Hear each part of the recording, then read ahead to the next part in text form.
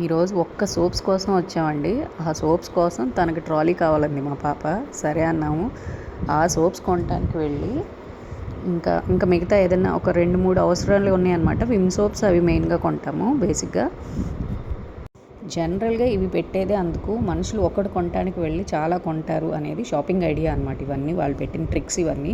కానీ మేము మాత్రం మా ఫ్యామిలీ ఎప్పుడూ అవసరాన్ని మాత్రమే కొంటాయి. ఎక్స్ట్రా ఏవి కొనమన్నమాట. మేము చాలా కంట్రోల్లో ఉంటాం. సో నాకు అర్థమైంది ఏంటి అంటే, మన కంట్రోల్నెస్, మన ఖర్చులు అన్నీ మన చేతిలోనే ఉంటాయి.